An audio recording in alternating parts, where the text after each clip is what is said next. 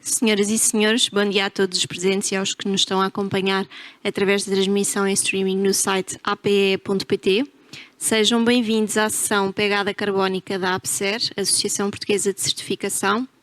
A Semana da Responsabilidade Social é uma iniciativa da Associação Portuguesa de Ética Empresarial que conta com a UN Global Compact Network Portugal como partner e com o Grupo Águas de Portugal como main sponsor.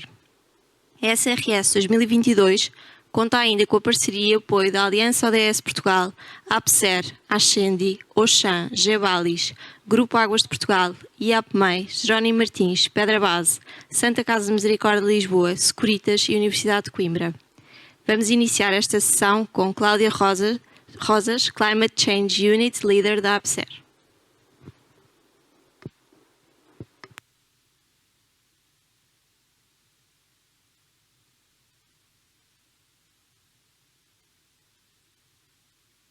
Edição da Semana da Responsabilidade Social, uma iniciativa da APE com o apoio da Global Compact Network Portugal, num ano especial em que a APE celebra o seu 20º aniversário.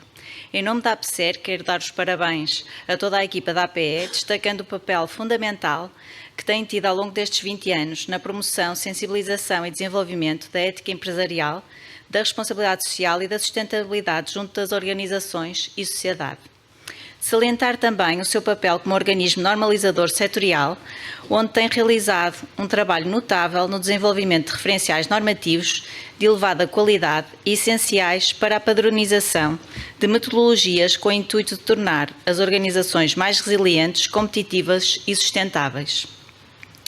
Temáticas como a responsabilidade social, ética nas organizações, organizações familiarmente responsáveis, bem-estar e felicidade organizacional, finanças sustentáveis e economia circular são debatidas nas respectivas comissões técnicas numa tónica colaborativa e de partilha de experiências e conhecimento, com o objetivo de criar ferramentas de valor acrescentado para as organizações. Acreditamos que as sessões que vão decorrer ao longo desta semana vão permitir aumentar a consciencialização para todos os desafios atuais e futuros, promover a partilha de conhecimento e incentivar as empresas e as organizações a repensarem os seus negócios, modelos de governação e inovarem os seus processos, com o objetivo de contribuírem para uma sociedade mais sustentável. É isso que pretendemos com esta sessão. Selecionamos um tema que tem vindo a ser uma preocupação por parte das organizações, quantificar a pegada de carbono. O cálculo da pegada de carbono tornou-se uma das principais ferramentas de gestão ambiental que permite às organizações determinarem as emissões de gases com efeitos de estufa e definirem as medidas de compensação, controlo, redução e mitigação das mesmas. Para abordar o tema, convidamos 3 organizações que vão partilhar connosco a sua experiência neste processo de cálculo da pegada de carbono. A BA Glass, representada por Nuno Vieira, a EPAL, representada por Maria Helena Saraiva e a Controlar, representada por Benedita Machado. Obrigada pela vossa disponibilidade. Temos a certeza que a vossa partilha vai enriquecer, sem dúvida, esta sessão. E sem mais demoras, passo aqui a palavra ao Pedro Fernandes, que vos vai falar do cálculo, verificação e validação da pegada de carbono e os respectivos referenciais, e desejo a todos uma ótima sessão de trabalho. Obrigada.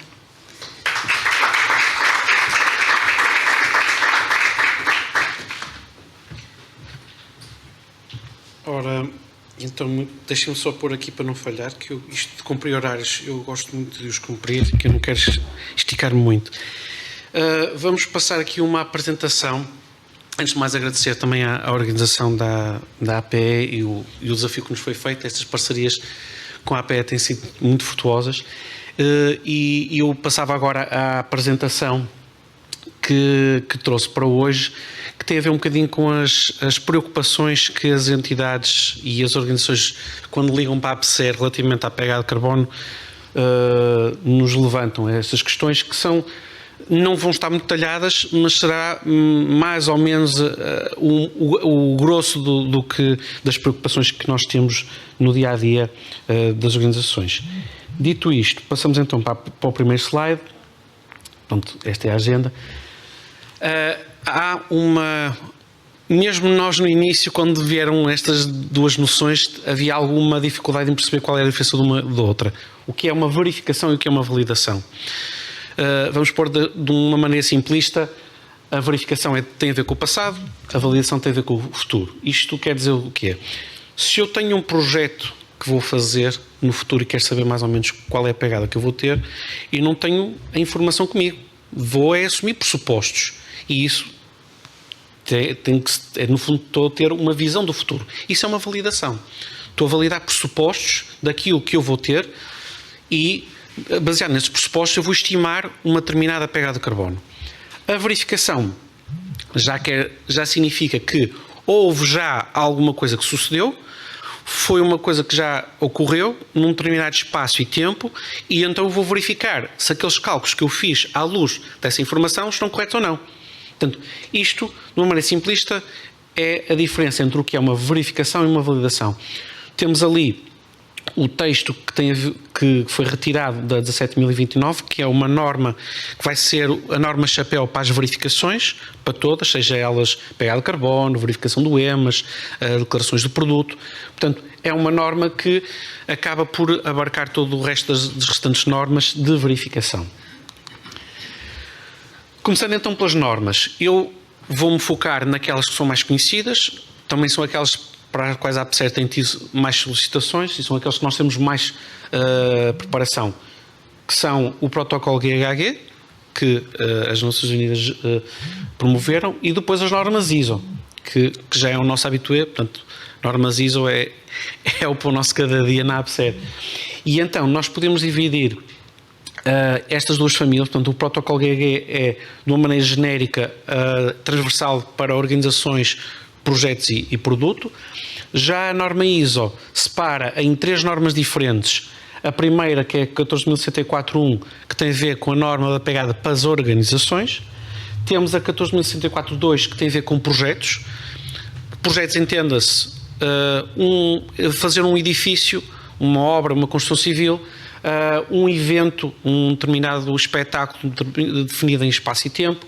Então, nesta norma vamos focar-nos naquele período, naquele espaço e em condições é que temos. E depois, finalmente, a 14.067, que tem a ver com a pegada de carbono do produto, que traz também as suas dificuldades, uma vez que, enquanto na pegada da organização nós vemos todo o bolo, se porventura uma empresa quiser avançar com uma certificação de um determinado produto e faz 10, eu vou ter de focar naquele e separá-lo dos outros 9. E esta questão das fronteiras gera também alguma dificuldade. No que diz respeito às normas ISO em particular, funciona muito como as outras normas, faz uma análise de risco, faz uma análise de significância, e temos aqui alguns exemplos de critérios que são considerados, e mediante essa avaliação são definidas as emissões significativas, e sobre essas nós temos de atuar. Temos aqui uma imagem que sai da norma 14.064, que mostra como é que se organiza a família das normas da pegada de carbono nas componentes da ISO. Portanto, temos o produto, temos o projeto e temos a organização a encabeçar, geram as declarações, e depois estas normas cá em baixo já dizem mais respeito às entidades como a APSER, porque dizem os critérios que nós temos que cumprir para fazer verificação, qualificação dos verificadores e os procedimentos que nós temos que depois vão gerar as acreditações. As categorias da ISO são um bocadinho mais talhadas do que a protocolo GHG, como vão ver a seguir. Tem uma série de categorias para detalhar o tipo de emissões e a maneira como se vai organizar o inventário. No caso, acabam sempre por ser dois tipos, as diretas e as indiretas. Depois o que se faz é aquelas indiretas que têm um horizonte um bocadinho mais alargado, acaba-se por detalhar para facilitar depois a questão da documentação e depois como é que se faz o cálculo das mesmas. No caso das ISO e do protocolo GHG, isto é uma das outras questões que, quando nos contactam, nós temos que pedir que tenha algum cuidado a definir este âmbito. Eu tenho uma empresa que tem 5 instalações, nós vamos fazer pegada para as 5, vamos fazer pegada para as 2. As instalações estão em Portugal, estão fora, porque os fatores de emissão que são usados, ou seja, aquilo que nos vai gerar uma emissão de CO2, a partir daqueles dados que eu tenho de produção, vão ser diferentes de acordo com o tempo e de acordo com a geografia. Portanto, eu quando defino os limites, eu vou definir as organizações, o local, mesmo dentro da organização, se eu estou a falar de um produto, eu vou ter que limitar para um determinado produto. E, como podem ver aqui, estes dois exemplos de abordagens, nós temos a abordagem de controle, ou seja, eu vou fazer medição da pegada de acordo com o controle que eu tenho sobre o processo, e então eu vou estimar as emissões para aquelas operações sobre as quais tenho controle. E depois a questão de participação, património líquido, participação acionista, porque eu posso ser acionista, posso não ter controle, mas tenho obrigatoriedade, tenho uma responsabilidade para com essas emissões. Eu, quando faço um investimento de capital e faço um investimento por um equipamento que vai ter grandes emissões de CO2, obviamente eu tenho alguma responsabilidade nessa matéria. O protocolo GHG já não segue a análise de risco.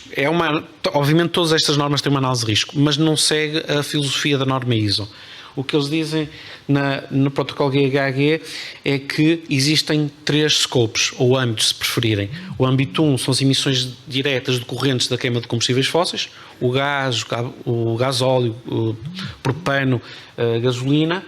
Depois o scope 2 é uma emissão direta, mas está ali no meio, que são as emissões indiretas decorrentes da produção da eletricidade, porque eu, quando pago a eletricidade, quando uso eletricidade, não sou eu que estou a emitir para produzir eletricidade, são as elétricas. No entanto, eu tenho algum controle, porque eu, ao prevenir o excesso de consumo da eletricidade, estou a ter algum controle. Portanto, está ali no meio. E, finalmente, como eu costumo dizer, o português tem aquele ditado que é, quando a porca torce o rabo, é precisamente no scope 3, porque começa a alargar, começa a sair das nossas portas, eu começo a ter que falar com os fornecedores, quem está para a frente, quem está para trás, e começa a haver uma dificuldade em arranjar a informação se é segura, se não é. Às vezes os fornecedores não têm facilidade em passar a informação, outras vezes não sabem qual é a informação, e por isso é onde há mais dificuldade em encontrar informação para fazer a estimativa das emissões. Dito isto, o protocolo GHG tem uma nuance relativamente às normas ISO, que é ele permite excluir o âmbito 3. No mínimo, âmbito 1 e 2. O âmbito 3 pode ser excluído, o que facilita muito, porque o scope 1 e 2 acabam por estar dentro de portas, está mais controlado, tenho mais acesso à informação e à qualidade da mesma. Aqui está algum detalhe. Esta apresentação depois vai ficar disponível, se depois tiverem alguma dúvida, também falam connosco, e nós temos formações de 2, 3 dias, estejam à vontade para falar connosco, para esclarecer o que for necessário. Aqui é um bocado de detalhe daquilo que eu acabei de falar. Portanto, as emissões diretas são aquelas que decorrem das queimas de combustíveis fósseis. Depois, as emissões diretas têm a ver com a parte de consumo de eletricidade comprada ou consumida, porque pode haver um consumo pode haver por cogeração, às vezes a produção não é uma compra de eletricidade, mas pode haver uma cogeração, portanto há um consumo de eletricidade. Se for dentro da organização, temos de ver se é âmbito 2 ou 1, em alguns casos, e as outras emissões indiretas. Aqui está no protocolo GHG, mas estas vantagens aplicam-se às duas normas, que é qual é a vantagem de utilizar o inventário dos gases de efeito de estufa. Muitas vezes é para inventar mercados, outras vezes é para dar resposta a clientes, saber o que é que eu estou a emitir para depois tomar medidas para minimizar essas emissões. Hoje em dia, para quem está, por exemplo, no comércio europeu de licenças de emissão, o carbono está caro. Emitir não é barato e, portanto, tudo aquilo que eu puder poupar a nível de energia também vou poupar, em última análise, nos custos da empresa. Fornecimento de informações para apoiar a linha de base ou créditos, porque cada vez mais também, hoje da parte da tarde vai-se falar do ESG, que tem a ver com os apoios financeiros. Cada vez se fala mais green bonds, a questão da atribuição de créditos à luz de critérios de sustentabilidade. Portanto, tudo isto cada vez mais está na ordem do dia e vai ser usado como critério. E uma empresa que tenha pegada de carbono, e vamos ver 3 exemplos, acaba por ter vantagens, seja para dar resposta a clientes, seja para ganhar mercado, seja para mostrar alguma transparência também. Depois de ter definido a norma, o âmbito e o âmbito dentro da organização, temos o cálculo propriamente dito. Então, numa abordagem muito simplista, a organização faz o cálculo da pegada corporativa ou de serviço, estabelece um programa de gestão do gás e efeito de estufa, estabelece planos de redução de emissões, promover reduções, e isso também vou falar a seguir das questões de compensação ou sequestro, que são, por exemplo, projetos de offset, alcançar a neutralidade carbónica, que também vou falar a seguir, a publicação dos relatórios, por exemplo, se vocês virem hoje em dia em sites de empresas com questões, com a abordagem da sustentabilidade, muitas vezes aparecem os cálculos, os relatórios de emissões da pegada. Temos a verificação, que depois é o que também muitas vezes nos abordam, dizer, mas eu faço o cálculo, depois qual é a vantagem, como é que eu posso mostrar que isto é fidedigno? Pronto, é aí que entra a APSER, nós fazemos verificações com pessoal qualificado para o fazer, nós temos acreditações que nos permitem submeter relatórios a esquemas proprietários. Estamos a falar de esquemas proprietários, plataformas onde se insere um relatório para permitir que o nosso cliente possa trabalhar para os clientes dele. E tipicamente nós temos uma verificação constituída por 2 fases, uma em que se analisam os pressupostos e noutra em que se faz a verificação do cálculo propriamente dito, e depois a parte final, como eu referi, pode incluir uma submissão nas plataformas de esquemas proprietários. A inovação do ciclo de vida está aqui porque quando se avança para o âmbito 3 nós temos de ter uma noção clara do que é a análise de ciclo de vida. Até nós vamos ver esta abordagem aqui em inglês que fala-se cradle to grave, que é berço à cova, cradle to gate, berço à porta, e gate to gate. De uma maneira muito simplista, nós temos a nossa organização, entrada e saída, está entre portas. Se nós vamos desde a origem das nossas matérias-primas até aqui, então vem desde o berço até à minha porta. Se eu quero ver, mas o que é que vai acontecer das emissões quando eu mandar o meu produto para o mercado? Então aí já estamos a ir para a cova ou para o túmulo, como quiserem. Portanto, a noção de análise de ciclo de vida é muito importante quando se avança para o âmbito 3. Okay? Neutralidade carbónica. A neutralidade, como o próprio nome indica, é uma questão de ser neutro. Significa que as emissões positivas, que são aquelas em que estamos a colocar CO2 na atmosfera, podem ser compensadas pelo caso daqui do sequestro. Estamos a ver as arvorezinhas que recebem o CO2 que está na atmosfera e reduzem a sua quantidade.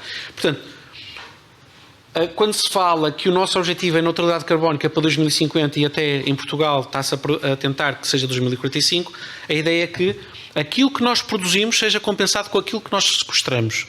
No fundo é dizer, a nossa atividade não vai causar impacto na natureza, ok? E no ambiente. A diferença de compensação e sequestro é esta, é que o sequestro, as árvores tiram o CO2 da atmosfera. Estamos efetivamente a retirar o CO2. No caso dos offsets e as compensações, nós estamos a apostar em medidas que reduzem as emissões de CO2, ok? Ao estar, por exemplo, as Nações Unidas têm vários projetos de offset, em que se eu estiver a apoiar um país do terceiro mundo a instalar energias renováveis, eu estou a fazer com que aquele país evite emissões de CO2 que podiam afetar o efeito de estufa. Portanto, é uma compensação. O semeador, eu posso estar a investir numa florestação, essas árvores efetivamente vão recolher o CO2, porque a árvore cresce, cria carbono, a partir do carbono recolhe da atmosfera. E isso são os semidouros. E finalmente, para acabar, pegada ecológica e pegada carbónica não são a mesma coisa, ok? A pegada ecológica mede-se em área. A pegada ecológica inclui, inclusive, a pegada carbónica, porque a pegada ecológica fala das emissões atmosféricas, mas também fala das águas, dos resíduos, tudo isso, e a medida é feita em função da área. E até tem aqui uma curiosidade, que é a pegada ecológica de Portugal. Portanto, dito isto, são estas as questões que são mais levantadas quando nos abordam para avançar no que é um cálculo de uma pegada de carbono. E pronto, tentei aqui de uma maneira muito rápida resumi-las e espero que tenha sido claro. Mas pronto, temos aqui os contactos, vocês estejam à vontade para nos contactar. Vou passar ali então para a mesa redonda para falarmos de casos práticos e de exemplos a seguir. Com licença.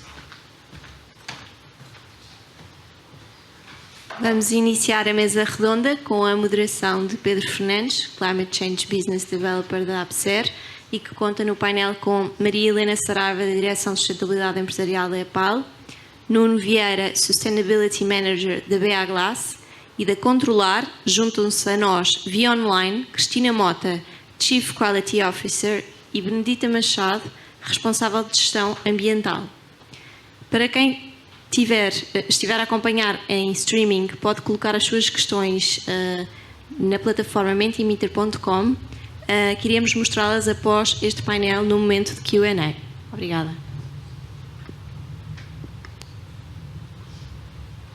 Já está o som?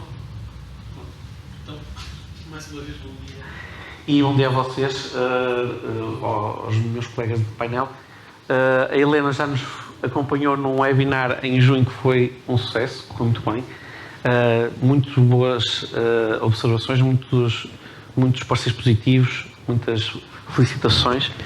E juntam-se também à Helena, então o Nuno, da BA Glass, que tem um desafio muito grande, porque estamos a falar agora disso. Para quem tem um forno a funcionar a 100%, tem muitas preocupações com as emissões de CO2. E temos a Benedita e a Cristina, que trabalham numa empresa que tem a ver com a questão de equipamentos, mas tem outra realidade, porque também, assim como a BA, também tem empresas em Portugal e Espanha, e também tem de dar contas a alguns clientes que solicitam as pegadas de carbono. Dito isto, passo a palavra aos principais intervenientes, que são vocês. Nós estivemos aqui a ver mais ou menos como é que seria o alinhamento, mas chegámos à conclusão que se calhar hoje começamos pelos homens. e a perguntar então ao Nuno o que é que vos levou a avançar para a pegada para esse desafio. Claro. Antes de mais, bom dia a todos. Queria agradecer ao Pedro e à APSER este convite para estarmos aqui presentes. É um tema muito importante hoje em dia. Eu diria que é mais que uma tendência, é mais uma realidade já o medir a nossa pegada de carbono nas organizações. Eu acho que não há nenhuma indústria que já não faça este percurso de medir o inventário. E respondendo diretamente, Pedro, eu começava por dizer que é uma responsabilidade social das organizações, das indústrias, das empresas, é saber qual é o seu contributo para o efeito de gases de estufa que temos hoje em dia, quanto é que nós emitimos CO2, e isso parte, claro, de fazer um inventário, ou começar esta jornada de medir o inventário de CO2. A BA Glass é uma empresa que tem 25 fornos, infelizmente temos muitos fornos, não temos só um, e realmente temos um nível de emissões significativo e temos que o caracterizar bem. Já o fazemos há bastante tempo, as emissões diretas do âmbito 1, se não estou em erro, há mais de 7 anos que já medimos as nossas emissões do âmbito 1, há 7, 8 anos começamos a medir o âmbito 2, e nos últimos anos, este ano vai ser o 3º ano que vamos fechar o nosso inventário completo das emissões com o âmbito 3, incluindo o âmbito 3. Eu diria que, pronto, além desta responsabilidade social, também isto vai ser muito importante neste vetor de mudanças climáticas. Também os compromissos que queremos assumir e especialmente no Science Based Target, que foi uma organização que nós comprometemos com compromissos de reduções de pegada de carbono ou de emissões de CO2 até 2035. A BA Glass publicou e aprovou esses objetivos de até 2035 reduzirmos a metade das nossas emissões específicas. E claro que temos que construir este caminho, este percurso até 2035, senão não vamos reduzir, efetivamente. E como tal, o medir as emissões todas, nos âmbitos todos, podemos dizer qual era o nosso foco, qual era a nossa prioridade, qual era a nossa estratégia e como é que o iríamos fazer. Ou seja, construímos a partir daí um roadmap em que nos permitiu dizer que tecnologias é que teríamos que desenvolver, pesquisar, que matérias-primas teríamos que procurar, alternativas, como é que iríamos ajustar isso à nossa cadeia de valor, desde o upstream, não é? Todos os nossos produtores de matérias-primas, o transporte para as nossas fábricas, e posteriormente o downstream, ou seja, colocar no nosso cliente o nosso produto. Pronto, é importante e é crítico e foi muito relevante esta medição. Nos últimos anos foi este passo muito significativo que demos e hoje em dia podemos dizer que temos um inventário bastante exaustivo não é completo, porque já sabemos que vai ser praticamente impossível termos o nosso inventário completo, mas diria que dentro do que é significante já temos as categorias todas incluídas e temos uma perspectiva muito clara das nossas prioridades. Cristina e Benedita, que é que vocês... Bom dia. Que é que vos levou a avançar para a pegada de carbono? Quais foram as vossas motivações? Antes de mais, queríamos agradecer o convite. Eu, se calhar, começava aqui por... A Cristina é a diretora global dos sistemas do Grupo Controlar. Ela vai fazer só uma breve apresentação da nossa organização. E depois eu falava aqui como responsável do sistema de gestão ambiental, falava aqui um bocadinho do nosso caminho no cálculo da pegada. Okay. Por isso vou passar aqui a palavra à minha colega. Obrigada. Portanto, a Controlar é uma empresa que está sediada em Alfena. Contamos atualmente com cerca de 290 colaboradores que operam em Portugal, Espanha e no México e Malásia já também. E temos representantes na Alemanha, Índia e China. Estamos dedicados aos sistemas de teste e à automação industrial. O nosso grande foco é a indústria automóvel e eletrónica. As nossas unidades de Test System têm vindo a acompanhar as novas exigências de mercado e atualmente desenvolvemos soluções de teste para ampla gama de produtos, como sistemas de navegação, rádio para automóveis, display, entre outros. Na área da automação, a Controlar desenvolve e integra soluções à medida do cliente, ou seja, desenvolvemos a máquina de raiz, desde máquinas a linhas de produção, desenvolvimento de partes mecânicas, projeto elétrico, programação, instalação e programação de robôs e todo o sistema industrial de visão artificial, entre outros. Portanto, já estamos no mercado há 27 anos e neste momento a nossa grande aposta é desenvolver projetos que sejam sustentáveis e ecoeficientes. Obrigada. Passo agora a palavra à Benedita. Pronto, aqui falar um bocadinho sobre então as razões que nos levaram a avançar para o cálculo da pegada de carbono. Por sua iniciativa, a Controlar tem na sua missão e valores a sustentabilidade ambiental, portanto já tem percorrido aqui um caminho. Desde 2016 já temos a certificação ambiental, de acordo com a ISO 14001, e a tal política de eco-inovação, eco-eficiência, e por aí já tínhamos definidos objetivos e metas, nomeadamente atingir a neutralidade carbónica em 2040. Mas não só por nossa iniciativa, tal como a Cristina falou, nós trabalhamos muito com o mercado automóvel e com grandes marcas fornecedoras do mercado automóvel, como a Bosch, a Visteon, a Continental, por sua vez também nos exigem metas de neutralidade carbónica. Portanto, há aqui um mix de iniciativa própria e exigência dos nossos clientes para o cálculo da pegada de carbono. Portanto, temos então desenvolvido um inventário, definimos como ano base o ano 2019, o nosso primeiro ano de cálculo, e temos vindo a aprofundar e a acrescentar informação ao nosso inventário de gases com efeito estufa. Estamos alinhados com a metodologia GHG Protocol, portanto, aqui o nosso foco foi no cálculo das emissões de âmbito 1 e 2, sendo que já incluímos uma categoria no âmbito 3.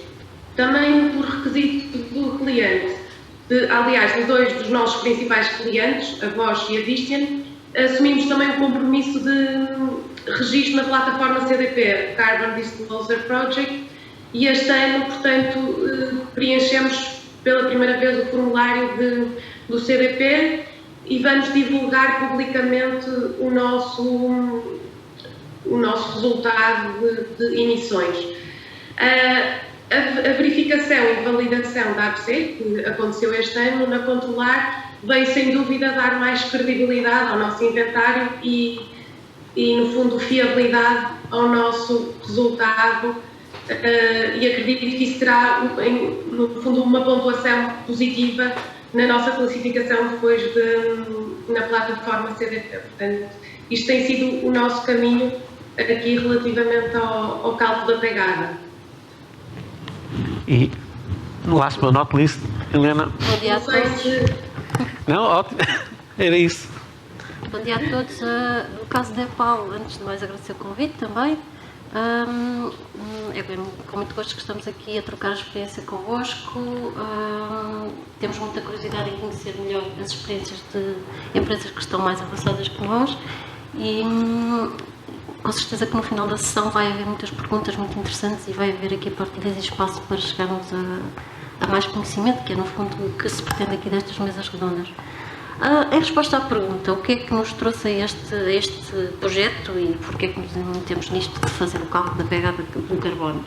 Bom, um bocadinho de nada de história. A EPAL, para quem não conhece, é uma empresa que tem 156 anos de existência, já não conta só com o Aqueduto das Águas Livres, como em 1750, em que a água vinha certinha, direitinha, sem emitir gás de efeito de estufa nenhum, nem custar euro nenhum.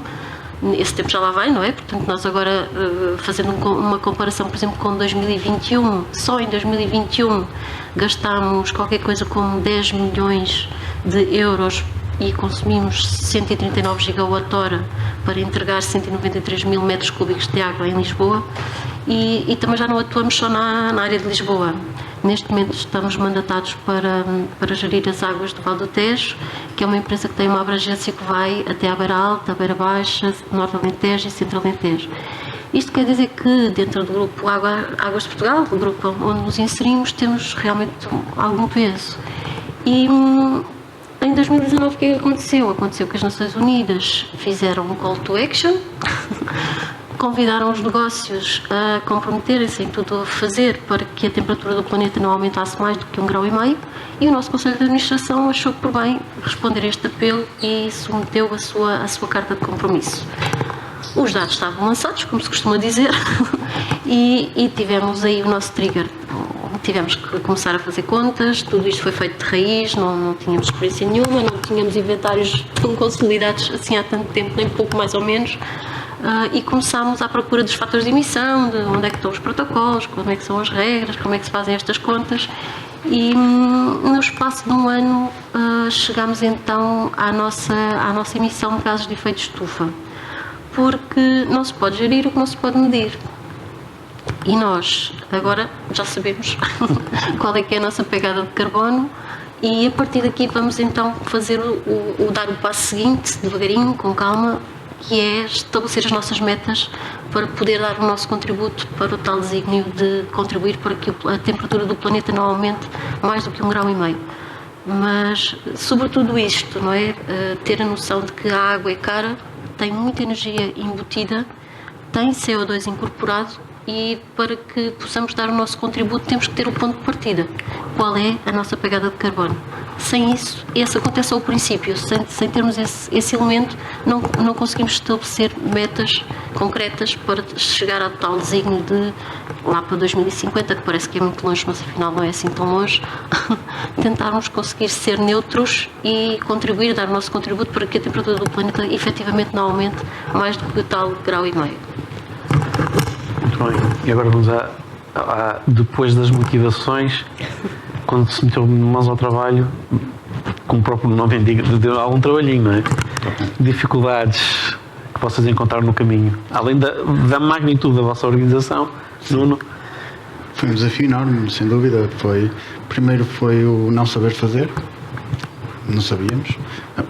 No âmbito não sabíamos, porque já tínhamos muita experiência e... Quando falam âmbito, vocês já estavam no céu desde o início, também não é? Temos com o céu, exatamente. Como é que essas emissões, exatamente. Daí temos que medir e até sermos auditados. Agora, claro que o âmbito 2 e o âmbito 3 foi voluntário, embora... isto é um processo natural, muitos clientes a começarem a questionar e também eu penso que veio mais de dentro da organização do que de fora, muito honestamente. Esta necessidade de saber medir e entender um bocadinho mais qual era este impacto mais amplo nos âmbitos todos. Claro que o conhecimento teve que ser adquirido e não é um tema simples, é bastante complexo, porque envolve vários tipos de energia, de métodos, de cálculos, e realmente esse foi o primeiro passo, foi conseguir incorporar este conhecimento dentro da organização. A segunda componente foi talvez a informação, aceder à informação. No primeiro ano que fizemos, tivemos que trabalhar com mais de 50 pessoas para recolher a informação toda, porque estamos a falar de muitas categorias, de muitos tipos de emissões e realmente foi a complexidade de envolver, mas eu diria que foi enriquecedor para todos, ou seja, no processo, o envolvimento também da organização e de vários colaboradores na recolha de dados, no fornecimento de dados, o entender também tornou o processo depois muito mais ágil, mais para a frente, e hoje em dia estamos muito mais rápidos a recolher esta informação e a reportar, e diria que pronto, esse foi o grande desafio. O segundo foi o volume de informação e o volume de contactos que tivemos que ter dentro da organização. Eu diria que um terceiro desafio, efetivamente, é um desafio contínuo de melhoria, não é? Nós sabemos que todos os anos apercebemos que temos que fazer ajustes, pequenas correções, mas estamos super satisfeitos porque geralmente, e a APSER tem-nos dado essa ajuda também, de nos dar aqui algumas orientações, algumas atualizações, e isso é sempre um desafio todos os anos, entender, interpretar e conseguir conhecer o que muda e quais são as novas diretivas. Talvez eu diga que outro grande desafio, uma parte mais técnica de fatores de emissão e por aí fora, isso é sempre a utilização das fontes, tem que ter credibilidade, não é? Tem que ser muito transparente, e isso às vezes não é tão simples quanto isso. Eu acho que é um dos grandes passos que de forma global nós vamos ter que trabalhar, é ter uma garantia de fontes únicas para utilizarmos essa informação. E eu diria que hoje em dia, por exemplo, os fatores de emissão que usamos até são fatores de emissão de um país que não é da União Europeia, por exemplo, e claro, nós deveríamos focar-nos e trabalhar em fontes únicas. Mas não é que não sejam credíveis, são bastante credíveis, mas às vezes podem não estar completamente ajustadas à realidade europeia hoje em dia. E agora estava a lembrar, mesmo, por exemplo, vocês que estão no Comércio Europeu de Licenças de Emissão, o fator de emissão que é usado para o CEL, não é? Tem uma referência, se não me engano, de 2014, quando já há relatórios, mesmo nacionais, com fatores de emissão por exemplo, o NIR, o National Inventory Report, está datado de julho deste ano. Portanto, mesmo em questões oficiais, não é? Claro, sim. Temos dados diferentes e uma pessoa tem de escolher aquele que é mais adequado. Sim. Muitas vezes temos que, inclusivamente, percebemos que a melhor fonte, muitas vezes, olhando para o upstream, são os nossos fornecedores. Foi. Claramente, temos valores de emissões, fatores de emissão completamente diferentes no que estão nas fontes que consideramos oficiais, e depois quando vamos trabalhar com os nossos fornecedores descobrimos que são dados completamente diferentes, e nós, claro, que usamos mais as fontes que para nós parecem serem mais fidedignas. Claro. Cristina e Benedita, quais são as dificuldades? Nós aqui não temos fóruns como a ABA, mas a verdade é que, portanto, no fundo, em termos de âmbito 1 e âmbito 2, prende-se mais com o consumo de energia elétrica, o consumo de combustíveis e fugas de equipamentos que contenham fluidos de refrigeração, portanto, são os nossos itens de âmbito 1 e 2. Não tanto com a complexidade, mas mais com o volume de informação, ou seja, nós temos, só em Portugal são 6 edifícios, 6 unidades, no México temos uma unidade e em Espanha mais 3 unidades industriais. Portanto, no fundo, nós temos aqui uma grande temos um grande volume de informação. Por exemplo, em termos de faturas de eletricidade, nós temos só em Portugal 6, para calcular no ano 6 vezes 12, não é? Mais as de Espanha, por exemplo, relativamente aos combustíveis, também temos vários comercializadores. Portanto, eu acho que aqui diria que se calhar a dificuldade é obter os dados, consolidar e, no fundo, toda essa informação. Por outro lado, também sentimos que os próprios comercializadores, por exemplo, de energia elétrica, fornecem as faturas muitas vezes com leituras estimadas que, em termos de exatidão, a exatidão que nós queríamos, não é? Com leituras reais, tivemos de fazer ali um trabalho exaustivo nessa parte do inventário. Outra questão, e também porque lá está, estamos a fazer um cálculo a nível global, foi formar e sensibilizar o México e Espanha para, pronto, o que é que tínhamos que fazer, qual era o objetivo, como é que nos tínhamos que organizar, homogeneizar procedimentos de recolha de dados, de definição de base de dados, tudo isso levou o seu tempo. Pronto, teve ali uma fase inicial de formação e consolidação de toda a informação. Também, lá está, como disse inicialmente, nós focamos mais no âmbito 1 e 2, mas no âmbito 3 já incluímos a deslocação dos colaboradores, por exemplo, foi uma categoria que incluímos. Talvez porque os colaboradores ainda não estivessem bem sensibilizados para a importância do cálculo da pegada e os questionários que enviamos não tivemos as respostas que gostaríamos de ter tido. Portanto, temos aqui como desafio agora para o próximo ano, por um lado, formar aqui a questão de todos os colaboradores a nível global, a nível mundial, da importância de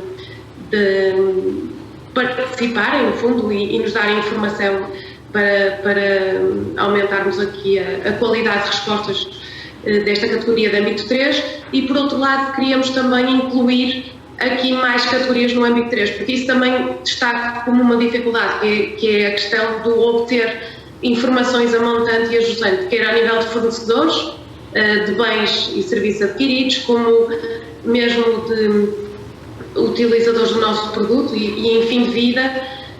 Claro que há clientes que estão sensibilizados, os que nos exigem, como a Bosch, como já falei, a Vista, mas há outros tipos de clientes que também ainda não fazem este cálculo, ainda não está sensibilizado, e aí também é um desafio para nós conseguir obter dados de terceiros para aumentarmos aqui o leque de categorias a incluir no âmbito 3. Se calhar destaco estas as nossas principais dificuldades. Sim, e também para acrescentar relativamente a fornecedores. Portanto, nós temos muitos fornecedores que são apenas mediadores, ou seja, são revendedores do produto e que temos alguma dificuldade em conseguir recolher as informações necessárias relativamente à matéria-prima e aos componentes comprados. Portanto, é também uma dificuldade que nós temos sentido na cadeia de fornecedores. Pois, isso é uma das coisas que também, agora com as questões de sustentabilidade, a pegada, a análise de ciclo de vida, a economia circular, obrigam um bocadinho as organizações a conhecer a sua cadeia de valor e a falar para trás e para a frente e saber a quem vendemos, a quem compramos, e isto acaba por envolver mais toda a gente. Obriga também um esforço de comunicação. No caso da EPAL, que vende para muita gente. A nível de desafios, de dificuldades, o que é que nós sentimos? Primeiro, a parte técnica, não há dúvida nenhuma. Que fatores de emissão? Onde é que estão as regras? Como é que isto se faz? Onde é que estão os protocolos? É com GRI, é sem GRI, é com GHG? Estas siglas todas novas para nós sempre, e ao mesmo tempo há aqui uma questão que não jogou a nosso favor, apesar de nós não somos CEL. Ser CEL é uma vantagem porque existem regras, não é? Os setores estão organizados e existe história. Nós no nosso setor não temos essas regras, portanto tivemos que andar um bocadinho à procurar, investigar, ver noutros países como é que isto tinha sido feito e conseguir no fundo estabilizar primeiro o nosso Excel para fazermos a nossa conta e chegarmos ao nosso número. E era uma espécie de matriosca. Cada vez que abríamos uma, saía de lado dentro outra. Mais uma pergunta, mais uma dúvida, mais uma questão e mais este fornecedor que também está relacionado e mais esta pergunta que vai ter resposta, e isto nunca mais acaba. Portanto, isto vai ser, neste momento, o que é que nós já conhecemos. Como disse, é um exercício que está ainda no início, nós estamos agora a começar a desbravar caminho. No âmbito do Grupo das Águas de Portugal, estamos também com muita curiosidade para ver como é que depois o exercício que o próprio grupo está a fazer, que resultados é que vai dar e como é que nós podemos entrosar naquilo que vai ser a pegada do grupo, mas já percebemos que isto é só o princípio, esta conta vai ser só o princípio, porque isto nunca mais para. Nós vamos ter que ter aqui o apoio uns dos outros, a controlar, está com certeza já a sofrer o facto de ser fornecedora da indústria automóvel. É, digo eu, não sei, por favor confirmem, a indústria automóvel que está também a puxar por vocês e que vos, não é, obriga a fazer este trabalho. De certeza que os clientes da BA, que é uma empresa portuguesa que eu nem tinha noção, mas fui visitar o vosso site e percebi que estão já em muitos países fora de Portugal, o que é um orgulho para o nosso país. Nós, apesar de atuarmos em Portugal só, o que é que acontece? Acontece que temos uma responsabilidade grande porque representamos 1,5% do consumo de energia elétrica do país e, portanto, temos aqui assim esta obrigação também de ajudar e de dar o nosso contributo para diminuir o tal contributo para o roteiro da neutralidade de carbono e que conseguirmos contribuir para que o planeta não aumente o tal grau e meio. Dificuldades, sim. A coisa mais fácil é fazer a conta. O que está agora à nossa frente é que eu acho que é o pior. Mas em todas as dificuldades há oportunidades e acreditamos que assim neste caso também vai assim ser.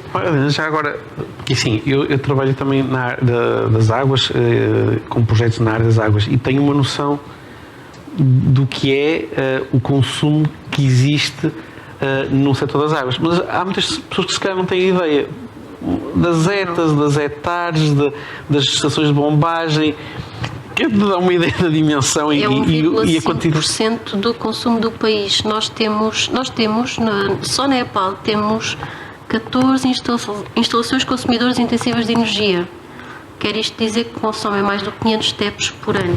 Ou seja, não são consumos dispicientes, são consumos que já têm que ter planos de racionalização, obedecem a regras com o Estado. Portanto, tudo isso são instalações que nos dão já alguma preocupação e que temos tratadas e até a nível de conformidade legal temos sempre que ter metas e planos para cumprir. Mas isto é um desígnio mais abrangente, porque não é só para a parte industrial. É aquela história dos âmbitos, não é? Quando nos metemos nisto, o que é o âmbito 1, o âmbito 2, o âmbito 3.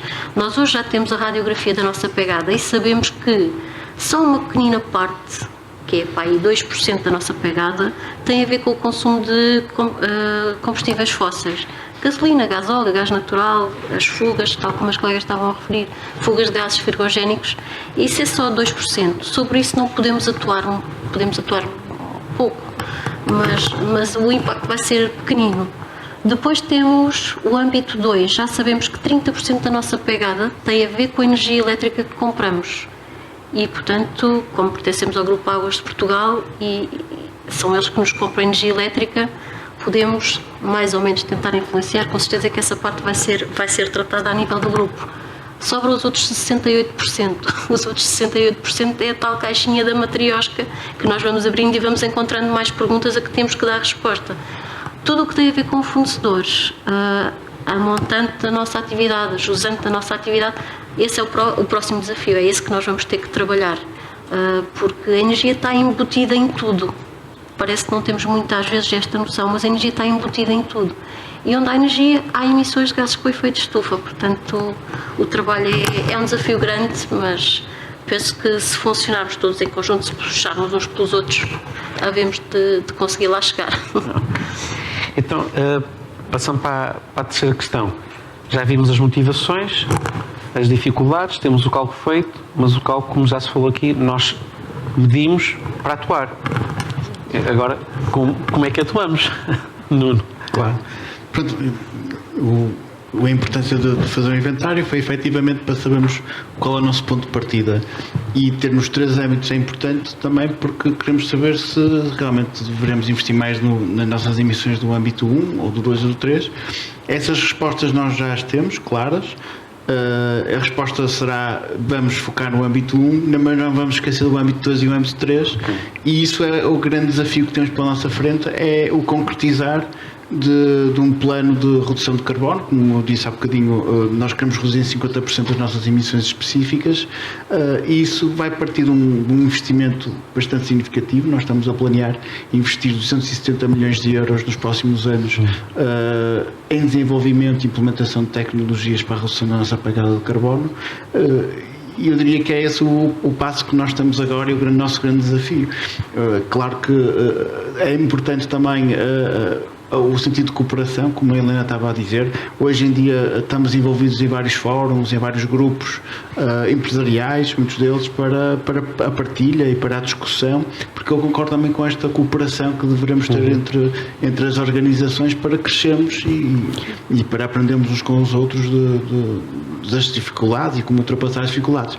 Não queria deixar aqui outro ponto importante, que é também a transformação digital também se acompanha muito e vai andar um bocadinho mandada com a questão da medição e todo este processo. Eu acho que rapidamente pode ser digitalizado e conseguimos arranjar aqui formas mais simples para medir e para ter um inventário mais preciso das nossas emissões. Pronto, e este grande desafio, nós temos já uma série de tecnologias e desenvolvimentos. Construímos algo que para nós é importante, é criamos um modelo de sustentabilidade que é baseado em 4 pilares, porque pronto, sabemos que vamos trabalhar o âmbito 1, estamos a investigar tecnologias para que nos possam reduzir o nosso consumo. Pronto, os nossos fornos são essencialmente consomem gás natural, mas também para o âmbito 3 e o âmbito 2 também da eletricidade temos aqui uma série de ações, e este valor que eu disse há bocadinho de investimento tem que ser bem gasto, ok? E que realmente tem que estar em linha com a tal questão do Science-Based Targets que limitam-nos, ok? É um compromisso para limitarmos o aquecimento global a 1,5 graus em relação à era pré-industrial. Um ponto importante também na certificação que eu gostaria de dizer também, e o CDP para nós também, como a Cristina referiu há bocadinho, é muito importante. O CDP, a Benedita, se não estou em erro, o CDP é muito relevante porque vai nos ajudar também a respondendo ao questionário, que é muito exaustivo e dá um trabalho enorme, também nos permite perceber onde é que nós estamos e por onde é que devemos seguir. A BA Glass foi já há bastantes anos que é avaliada no CDP, tem um rating no CDP, e o ano passado, está quase a ser o rating deste ano, mas o ano passado atingimos o A-, que para nós é um orgulho enorme. Nós partimos de um C há alguns anos atrás e realmente todas estas ferramentas começamos a incorporar, começar a medir, ir aos âmbitos todos, temos a auditoria, tudo isso conta para sermos valorizados e para termos esta avaliação. Já agora, tem-se falado do âmbito 3 e do acesso à informação. A nível digital, agora com a facilidade que existe de obter informação, é mais fácil, por haver esta transformação digital, ter acesso à informação sobre fatores de emissão, onde é que eu vou buscar esta informação. Por exemplo, na Controlar também tem no México, tem em Espanha, tem em Portugal, vocês têm na Europa, têm várias instalações. Melhorou o acesso à informação para saber neste país o fator de emissão melhor é aquele, naquele país é o outro. Isto também, essa transformação digital também apoiou no acesso à informação? Sim, diria que sim, diria que ajudou. Nós temos muito mais facilidade em trabalhar o âmbito 1, que é como é óbvio, são essas emissões diretas, e nós temos eu penso que as nossas fábricas têm um processo muito standard de trabalhar a nível de ferramentas, de aplicações e por aí fora, por isso aí facilitam-se. Saindo do âmbito 1, indo para um âmbito 2 e para um âmbito 3, já torna-se muito mais complexo e às vezes aí é que eu estava se calhar a dar foco à transformação digital e ajudamos. Por exemplo, as bases de dados são diferentes, vêm de origens diferentes, só aí torna-se mais complexo. Não sei se estamos com... eu não estou a ver o ecrã, mas vocês ainda estão aí, ok. Pronto, Benedita e Cristina, e vocês, a nível de ações que têm para o futuro, já falaram alguma coisa, não é? Mas antes de mais, queríamos dar os parabéns à BA com essa classificação do A-. Nós ainda estamos na expectativa, até que vamos ter, porque é o nosso primeiro ano no CDP, e pronto, ainda não tivemos classificação, mas depois vamos pedir umas dicas à BA para conseguir uma boa classificação. E então? Pronto, aqui o nosso caminho. Sim, às vezes ouvimos com cortes. Nós estamos a ouvir bem, Nós ouvimos. Ok. Nós estamos a ouvir bem, Pronto. ok. E o nosso caminho... Ok. Então vou falar aqui um bocadinho do nosso caminho. Como eu tinha dito, portanto, o nosso caminho é mais centrado na eficiência energética. Nós temos aqui o maior impacto é ao nível da energia elétrica, do consumo de energia elétrica e também dos combustíveis da nossa frota. Portanto, nós temos feito um investimento grande em painéis fotovoltaicos. Em Portugal nós já temos 5 edifícios, portanto, dois dos edifícios já temos há 2 anos, os painéis, com consumo e venda de excedente, consumo próprio, autoconsumo e venda de excedente. Depois, portanto, estamos mesmo a terminar agora a obra de mais 2 edifícios e um outro que já está programado. Portanto, no fundo, dos 6 edifícios existentes, 5 já temos com instalação de painéis fotovoltaicos. Por outro lado, também aderimos à energia verde, ou seja, aquilo que consumimos da rede, já estamos a consumir energia 100% renovável. A nível de frota, portanto, também a política é a substituição dos veículos por veículos híbridos elétricos, portanto já temos aqui uma grande parte da frota em elétricos e híbridos. Isto tem sido o nosso caminho nas emissões âmbito 1 e âmbito 2, que são, no fundo, a fatia mais representativa da nossa pegada. As fugas de gases fluorados também é uma fatia muito pequenina, como a Helena falou, também aqui representa uma fatia muito pequena no nosso cálculo global. Pronto, e o nosso caminho passa muito pela eficiência na gestão de consumo da energia, quer a nível da energia elétrica, quer a nível de combustíveis. O caminho é esse. Quanto àquilo que estava a falar há pouco do digital, o Pedro perguntou a questão do digital. Nós aqui em Portugal e em Espanha é fácil trabalhar com o digital, mas, por exemplo, na nossa unidade do México, aqui se calhar e Malásia ainda sim, o México neste momento tem uma grande dificuldade a nível de dados. As faturas são escassas, não recebem as faturas todas todos os meses, portanto que nos dificulta muito a recolha de dados e nem sequer têm ainda acesso às plataformas dos fornecedores de energia ou dos combustíveis fósseis, como nós temos aqui em Portugal. Facilmente entramos na plataforma e online conseguimos saber exatamente qual é o nosso consumo. A Malásia tem exatamente o mesmo problema, portanto ainda é o papel, muito papel, e dificulta muito a nossa recolha de dados e o tratamento da informação. Também, a nível de Espanha, estamos com uma dificuldade em conseguir a colocação dos painéis fotovoltaicos devido às plataformas, às áreas produtivas deles, porque eles não podem colocar os painéis no telhado. Portanto, neste momento está a ser analisada ainda a possibilidade de fazer coberturas nos estacionamentos, sendo as estruturas dos próprios painéis. Portanto, isto ainda temos aqui um grande caminho a percorrer a nível das melhorias que queremos introduzir e para a redução da pegada.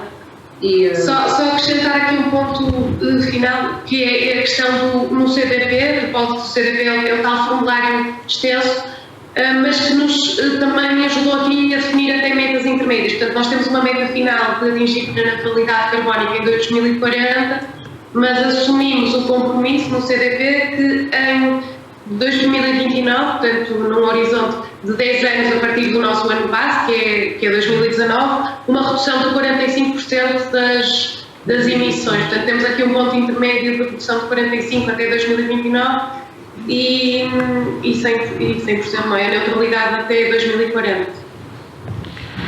Pois muito bem, estamos aqui. E acho que é isto. Pronto, e então, agora voltando aqui para a Helena. Eu estava aqui na brincadeira aqui ao lado com o Nuno a dizer que vão não receber faturas de energia elétrica do México. Porque há bocadinho estávamos ali a falar e parece que aqui na BA as faturas são qualquer coisa como 5 milhões cada uma, portanto não receber uma era bom. No nosso caso, no caso da EPAL, o que é que nós Temos que pagar, Pois, imagino que sim. Pois se calhar pagam antes de receber a fatura, não é? E portanto ter a informação aqui neste caso, podiam dizer, eu só pago quando tiver a informação. Mas que não é fácil. Não consegui dizer isso. No nosso caso, realmente também recebemos as faturas e temos que as pagar. E uma das vantagens deste processo é também conseguir ficar um bocadinho imune a esta pandemia dos preços da energia, não é? Esta pandemia nova dos preços da energia que este ano nos assolou e que tem impactos que ainda são um bocadinho imprevisíveis. O que é que nós também já percebemos ao fazer esta conta da pegada, que, como dizíamos há bocadinho, é só o início de um percurso? Já percebemos que também temos que investir, temos previsto um montante de qualquer coisa como 70 milhões para investir em energias renováveis e isso seria um trunfo imenso para a EPAL, como aliás para qualquer negócio, ser autossuficiente e mais ainda em termos de energia e mais ainda se essa energia é de fonte renovável e se é endogenamente gerada. Isso hoje em dia é um trunfo imenso para qualquer negócio face ao contexto que estamos todos a viver. Por outro lado, permitiria, e esta parte é muito importante também, por via da neutralidade energética, chegar à neutralidade carbónica, que é aquele desígnio que nos traz aqui hoje, o tal contributo para que não se alcance ou não se aumente mais do que 1,5 grau a temperatura do planeta. Com certeza que, sendo pessoas interessadas nestes assuntos, acompanharam a COP que acabou de terminar, esta COP 27, que fechou há 2 dias, e que tem aquele sabor meio tem uma boa notícia e tem uma má notícia, não é? Tem um sabor meio agridoce. De facto, é uma boa notícia que haja um fundo que ainda vamos ver como é que vai ser financiado para subsidiar os países mais vulneráveis e que estão a sofrer os efeitos das alterações climáticas. Não faz muito sentido que nesta redação do documento final, tal como dizia o nosso representante da União Europeia, que não haja uma palavra acerca da mitigação. Ficamos assim sem saber, é uma espécie de ok, vamos fazer um seguro, é como termos um seguro automóvel novo, mas continuamos a guiar o nosso carro a 240 km/h contra uma parede de betão. Portanto, nós aqui com este cálculo da pegada, o que é que já percebemos? A conta é importante, é fundamental, podemos contar com a APSER que nos ajudou muitíssimo e que nos mandou uma verificadora super competente. Também tivemos apoio de consultoria do Global Compact e isso foi muito importante para nós. Temos este compromisso com a SBTI e as nossas metas, onde tudo correndo bem, ser aprovadas por estes dias, mas de facto é urgente a ação. A pegada é só o princípio, nós precisamos passar à ação e essa ação passa por investimentos, passa por saber onde apostar as cartas, onde pormos os nossos recursos e onde gastarmos o nosso tempo, porque o tempo urge. O tempo realmente começa a faltar, de acordo com os especialistas em alterações climáticas. Bom, nós terminamos agora a ronda das perguntas. Estamos com algum problema? Sim, temos aqui várias questões que pessoas colocaram online que vamos mostrar no slide que vamos passar agora. Pedro, se quiser colocar estas questões ao painel. Ok, slide. Ok. Ora bem, são várias. Por onde devemos começar? Podemos começar vamos começar pelo início mesmo. Fala da neutralidade carbónica. Falámos aqui dos vossos desafios, não é? Colocados pelo CDP, o SBTI. Todos têm estas metas, uns para 2029, 2040, 2030. Estão otimistas? Estamos otimistas? Sim, eu estou bastante otimista pessoalmente, até acho que vamos atingir antes do nosso compromisso. Mas há aqui um ponto importante da neutralidade carbónica, que é não podemos esquecer que esta neutralidade é atingida quando vamos compensar aquelas emissões que são inevitáveis. Por isso há aqui um percurso ainda que temos que percorrer, que é a instalação de fotovoltaicos, de conseguir reduzir com projetos de eficiência energética. Pronto, há ainda um caminho, na minha opinião, muito longo para fazer, para quando chegamos a um determinado ponto em que temos uma base que é inevitável, que nós, o investimento que é necessário não vai acontecer, e como tal vamos compensar e vamos criar aqui um processo para atingir a neutralidade carbónica. E se calhar, assim, eu já disse isso, já não sei quando é que foi, que não é bom que sejam catástrofes para nos fazer acelerar o processo, mas as questões que foram levantadas agora com o aumento do custo decorrente da guerra da Ucrânia fez acelerar o processo. É uma oportunidade. Eu diria que é uma oportunidade. Se calhar muitos dos investimentos que há alguns anos atrás nós achamos que não eram viáveis, não tinham um payback muito longo, hoje em dia, se calhar com os preços da energia, se calhar muitos destes investimentos vão acontecer, ou vão acontecer mais rapidamente, porque o retorno é mais rápido. Sim, eu diria que o Sr. Putin acabou por se calhar fazer um favor ao mundo, porque coisas que andamos há 27 anos a ver se acontecem e que não acontecem e que nunca mais saem do papel, com esta guerra, infelizmente... E se calhar vamos aumentar a independência dos fósseis, não é? Vamos ter que começar a procurar soluções que nos proporcionem ser independentes e alternativas. Deixa-me só acrescentar outra coisa importante. Eu estava um bocadinho a referir o modelo de sustentabilidade, que é muito importante em termos das organizações. Um dos primeiros pilares é o medir. É saber qual é o novo inventário de CO2 que nós temos nos âmbitos todos, fazer isto um processo anual, ter o nosso relatório de sustentabilidade público e por aí fora. Depois temos, se calhar, mais 3 pilares, dizia eu. Há um primeiro pilar que é um de improve, de melhorar, que é com os recursos que temos melhorar, com projetos de eficiência energética, como referi há bocadinho. Há um terceiro pilar que é o desenvolver, que é procurar inovar, associarmos a organizações, a institutos, a universidades, para procurar soluções que não vão acontecer já, não vão acontecer daqui a 3, 4, 5 anos, vão acontecer daqui a alguns anos, mas que temos que começar já este caminho de investigar e perceber como é que poderemos chegar lá. Eu dou o exemplo da captura de carbono, que nós neste momento estamos a trabalhar nesse tema e que sabemos que não é algo que vai acontecer já, mas que temos que começar essa caminhada o ano passado, há 2 anos, quando nós começamos, para daqui a algum tempo conseguimos ter resultados disso. O último é o tal da neutralidade de carbono, da compensação. Okay. Benedita e Cristina, vocês estão otimistas para 2029, para o vosso desafio de 10 anos? Sim, acho que aqui em Portugal, mais controlado, depende mais diretamente aqui o nosso, aqui, a intervenção aqui é mais simples, não é? Nos outros países torna-se mais complicado, exatamente também porque são outras políticas, outras...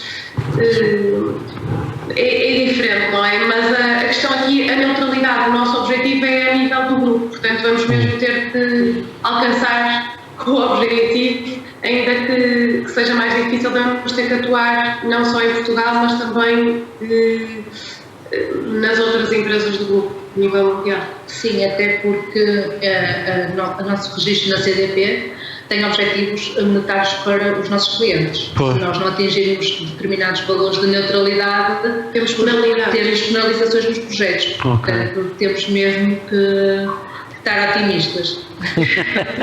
Não há muito... Um otimismo forçado. Portanto, o registro é a preocupação com a sustentabilidade, mas também há aqui o caráter monetário que intervém, não é? Porque em projetos de grande dimensão e quando atuamos como grupo conseguimos concorrer a esses projetos, se não atingirmos a neutralidade que é expectável, seremos penalizados monetariamente, percentualmente, relativamente ao valor do projeto. Aliás, a própria classificação é um dos fatores, ou seja, não admitem classificações baixas, por isso é que também uma boa classificação no CDP é um objetivo. Nós gostaríamos de imenso da classificação que a BA tem. Mas já agora, pegando também o verdadeiro compromisso, já falámos, verificação, incentivos, ferramentas de controle disponíveis. Eu se calhar, pronto, estou a ver aqui muitas coisas. Se me permites, além de uma pergunta interessante, a quinta pensou que ferramentas de contabilização estão disponíveis para... Nós aqui não conseguimos ver as perguntas. Então esta pergunta que o não está a referir é: que ferramentas de contabilização estão disponíveis para microempresas que estão agora a começar a pensar neste tema? Pronto, uma boa pergunta para dar aqui algum suporte a microempresas que não têm recursos, se calhar, que outras empresas com outra dimensão têm. Há muita informação disponível. Eu diria que nós tivemos um apoio inicial para o conhecimento, mas eu diria que a nossa investigação interna e conhecer com as ferramentas que estão disponíveis a custo zero permitiram-nos ter aqui um alcance muito maior de como é que se faz esta medição das pegadas de carbono. O ponto da cooperação e colaboração é muito importante, é partilharmos os nossos conhecimentos, se calhar as empresas estão um bocadinho mais à frente, darem aqui uma ajuda, alguma informação, e certeza que há muitas empresas disponíveis para fazer isso. Agora, eu essencialmente eu diria que a informação está toda disponível hoje em dia e é relativamente simples de conseguir perceber. Claro que depois há uma parte de uma componente técnica que obriga a algum apoio, mas eu diria que se investigarem um bocadinho, essa informação está disponível e conseguem encontrar facilmente. O protocolo GHG está disponível, é público e é um bom documento para começar a ler, para perceber um bocadinho como chegar lá. Já agora, Benita e Cristina, no vosso setor de atividade, como também o Nuno falou há bocado, a questão da investigação, desenvolvimento e as cooperações com instituições, existe tecnologia na vossa área que permite melhorar? Há uma margem para progressão no vosso setor de atividade? Porque, obviamente, há setores que estão um bocadinho mais maduros e têm menos capacidade. Vocês têm, então, tecnologia que está a aparecer e que vos pode facilitar nessa melhoria contínua? Sim, sem dúvida. E até o próprio modelo de negócio, aqui já entrando por outras áreas, mas que no fundo todas elas são complementares, nós também, a par com isto do cálculo da pegada de carbono, também estamos a trabalhar um bocadinho na questão da economia circular. E, portanto, ter aqui alguns modelos em que, no fundo, a máquina tem possibilidades de upgrade e de, portanto, o refitting, não é, da máquina.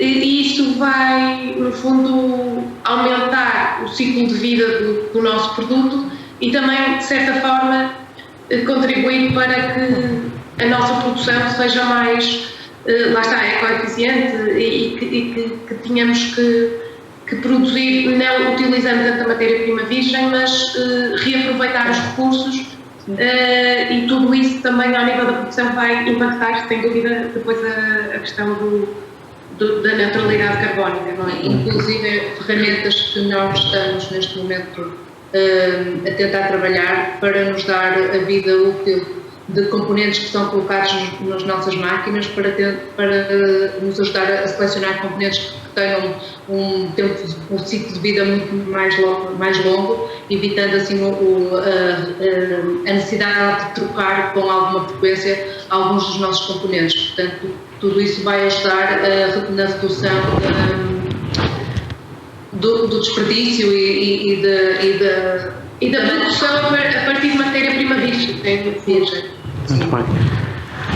Helena, sim. E vocês, recursos, desenvolvimento? Sim, sem dúvida, não há volta a dar, temos que avançar também. Temos, por exemplo, em curso, pensando há bocadinho na digitalização e pensando ali na demanda das faturas de energia elétrica, que são muitíssimas, não é? Nós temos qualquer coisa como 3.600 infraestruturas, não sei quantas faturas por ano para ver e para validar, e mesmo assim, de vez em quando, conseguimos descobrir que há ali uma fatura que tem 1 milhão a mais e precisamos de tomar conta do assunto, porque não sabemos se foi só naquela infraestrutura ou se vai acontecer em mais alguma. Estamos a trabalhar, por exemplo, com leitura óptica de faturas para, de alguma forma, não termos que estar a fazer isto à mão. E já há tecnologia para isto. Estava a lembrar-me, por exemplo, da tecnologia BIM, em que nós conseguimos ter o projeto em camadas e saber que a engenharia, os plásticos, as madeiras, o componente de cerâmica, quando aquele edifício chegar ao fim de vida, pode ser desmantelado e pode ser reciclado, pode ser reutilizado, dando mais tempo de vida útil aos materiais, não é? que acaba por ter, como dizíamos há bocadinho, sempre carbono incorporado, sempre energia incorporada, sempre gases de estufa incorporados. E portanto, eu estava-vos a ouvir falar às duas empresas e a pensar o que é o CDP. O CDP é o Carbon Disclosure Project, exatamente. Espero que a minha diretora não esteja a ouvir isto, porque eu já estive a ver esse questionário e aquilo nunca mais acaba. Mas parabéns às duas empresas por terem já conseguido fazer isso e terem classificações tão boas. A nossa tónica é realmente na urgência, não é? Nós temos já muita coisa feita, mas queremos passar à ação. Queremos que os nossos painéis, as nossas obras consigam vingar, que consigamos implementar os nossos painéis, consigamos fazer a nossa energia renovável e depois, ou em paralelo, em simultâneo, trabalhar dentro de portas, como dizia o Nuno, e fazer que este processo seja mais ligeiro, porque nós não podemos passar a vida só a fazer as contas. Nós temos que sair das contas, temos que sair do Excel e temos que ir para o terreno, temos que conseguir, quando fizermos outra vez a conta, ver que realmente aquilo diminuiu e que a parte da mitigação realmente alcança bom porto. Olha, então é assim, estamos perto da hora do fim e no modo que é também de conclusão e tentando copiar um bocadinho o que o engenheiro Pádua da Silva fez, vamos dar um tom de otimismo, não é? Nós estamos sempre a ouvir falar das alterações climáticas, de gelo, vai ser uma calamidade. Pronto, temos certo, como diria alguém, os factos não resolvem os problemas, os factos já estão considerados. Agora, algum otimismo, uma tónica? Sim, não há dúvida. Desta vez vamos fazer ao contrário, começamos com a Helena. Nós estamos otimistas. A Paula é uma casa de engenheiros, os engenheiros servem para resolver problemas. Vamos lá conseguir chegar. E temos que estar otimistas, não é? O desenho é tão grande, é tão importante que temos que estar otimistas e estamos. É só questão de ter um bocadinho mais de resiliência, um bocadinho mais de persistência e estou convicta que sim, conseguiremos concretizar o que é preciso. Cristina e Benedita, uma última frase para motivar as empresas a avançarem neste desafio.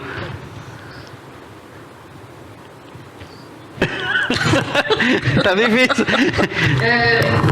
Acho que é um desafio que vale a pena.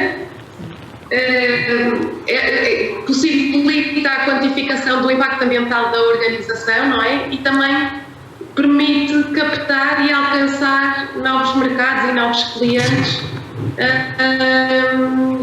cumprindo com este objetivo tão importante a nível mundial que nos vai permitir deixar um futuro melhor aos nossos filhos e aos nossos netos e à humanidade. Sim, eu acho que sim, realmente vale a pena. Permite-nos, acima de tudo, perceber aonde podemos melhorar. Eu acho que, como a Helena tinha dito, nós sabemos que temos pegada realmente, mas temos que ver onde é que nós podemos melhorar. E as empresas, e eu falo no caso da Controlar, que é uma empresa portuguesa, que começou, que tem 27 anos de existência, mas que tem crescido muito e sempre com o sentido de melhorarmos na pegada da ecoeficiência e ecoinovação, trabalharmos muito em projetos que sejam sustentáveis e realmente temos visto os resultados. Acho que vale a pena. Apesar do trabalho que dá para encher o CDP, vale a pena. E o inventário, sim. Mas acho que é um caminho a percorrer e que faz todo sentido e que cada vez mais temos que perceber que temos que deixar o mundo melhor que aquilo que nos estão a deixar a nós.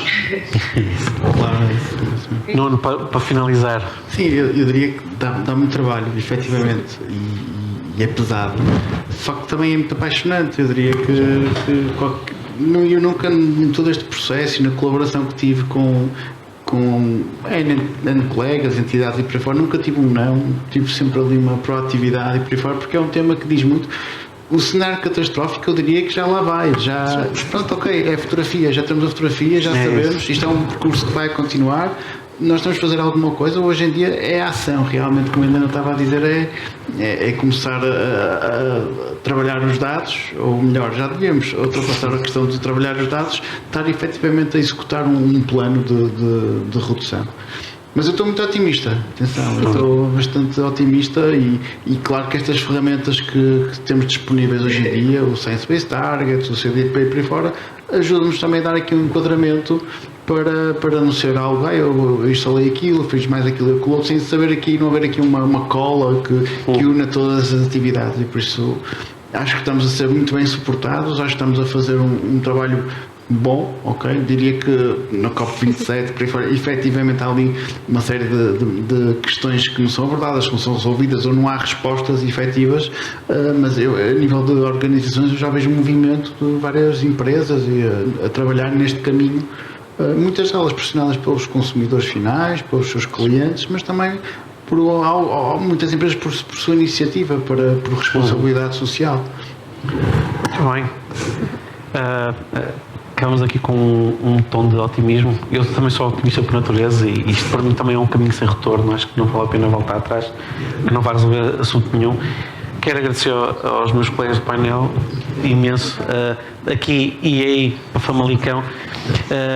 Obrigado por todas as vossas intervenções, que deram aqui um excelente exemplo do que é o caminho para a descarbonização. Estamos em Alfena. Alfena, peço desculpa. Eu ultimamente tive 3 vezes em Famalicão em empresas. Portanto, eu tenho passado ultimamente metade da minha vida em Famalicão. Mas agradecer-vos a vocês e pronto, e agradecer a todos que também tiveram a ver e a assistir, agradecer a vossa presença e para qualquer coisa que necessitarem. Já agora, nós fizemos um webinar em junho e nós temos um e-book, e o que nós fizemos foi todas as perguntas que foram colocadas online e presencialmente foram registadas, foram respondidas no nosso e-book. Nós assumimos também que todas as perguntas que foram colocadas aqui, nós vamos dar uma resposta e vão acumular aquelas questões que já foram colocadas no e-book. Portanto, o e-book estará disponível no site da APSER e esperamos, dependendo também dos nossos recursos, ter disponível então o e-book com as perguntas que colocaram aqui neste evento, também respondidas para vocês. Muito obrigado. Continuação de um bom evento para esta semana toda e pela hora que é um bom almoço.